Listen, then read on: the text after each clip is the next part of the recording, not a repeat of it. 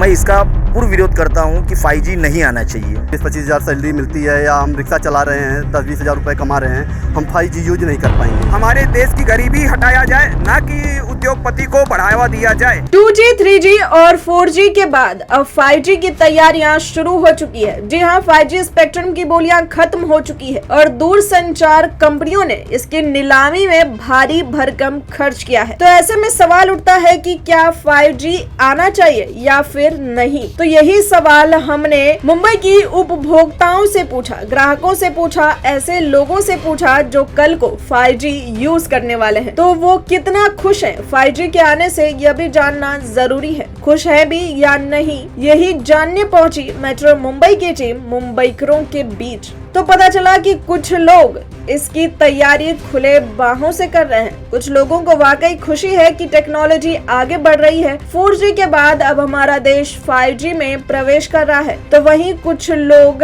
बढ़ती महंगाई को लेकर परेशान है। ऐसे में जहां 4G का बिल भरना मुश्किल हो जाता है, सोचिए 5G आएगी तो कितनी मुश्किलें लाएगी। देखिए लोगों ने इस बारे में क्या कहा। जरूर आना चाहिए, 5G के बाद 6G आना चाहिए, 7G आना चाहिए। टेक्नोलॉजी ज़रूरी है, टेक्नोलॉजी ज़रूरी है। अनिल जी ने जब सिम कार्ड चालू कराया था तभी 49 रुपये का रिचार्ज होता था। उसको फिर 2G में लाए उन्होंने, फिर 3G में लाए, फिर 4G में लाए, अब 5G में ला रहे हो।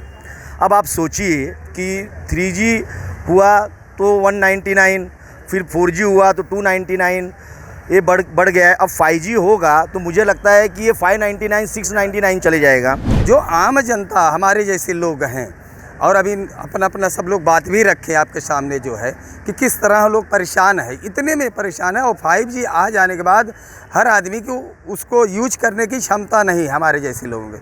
तो ये जो बड़े बड़े उद्योगपति एक बार लालच देते हैं, उसके बाद आम जनता गरीब आदमी को शोषण करने का प्लानिंग वो चालू कर देते हैं।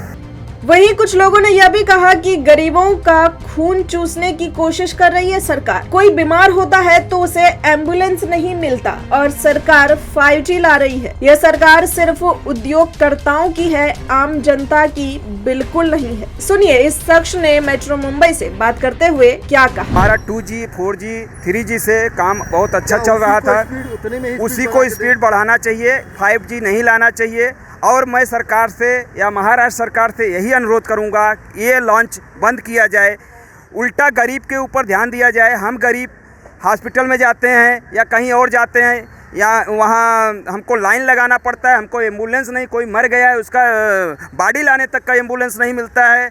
और ये सब चीज़ बढ़ा के उद्योगपति को सिर्फ बढ़ावा दिया जा रहा है, हम गरीबों को सीधा खून चूसने की काम किया जा रहा है। दूरसंचार कंपनियों ने इसकी नीलामी पर भारी भरकम खर्च तो किया ही है। ऐसे में सवाल यह भी उठता है कि क्या इस रकम को कंपनियां अपने ग्राहकों से वसूलेगी। तो जानकारों के मुताबिक तो यही लगता है और उनका यही मानना है कि दूरसंचार कंपनियां खर्च की गई रकम को वसूलने के लिए 5G की पेशकश ज्यादा कीमत पर कर सकती है। सिर्फ इतना ही नहीं, वे 4G सर्विसेज के भी दाम बढ़ा सकती है। आपको बता दूं कि 5G स्पेक्ट्रम के लिए बोली लगाने वाली कंपनियों में रिलायंस जियो, एयरटेल, वोडाफोन आइडिया और अडानी डाटा नेटवर्क शामिल है और इसमें सबसे ज्यादा आगे है रिलायंस जियो। जी हाँ, रिलायंस जियो ने सबसे ज्यादा रकम की बोली लगाई है। आपको बता दूं कि 5G स्पेक्ट्रम अक्टूबर तक आने की संभावना जताई जा रही है। तो उसका डर भी है क्योंकि आटा, मैदा, चावल और तेल के बाद अब फोन के बिल भी बढ़ सकते हैं, मोबाइल बिल में भी इजाफा हो सकता है। इसकी बढ़ोतरी का कनेक्शन सीधे 5G से जुड़ा हुआ है। तो 5G आखिरकार कितना कारगर साबित होगी यह तो तभी पता चलेगा जब यह आएगी। फिलहाल इतना ही कह सकते हैं कि ये आपकी जेब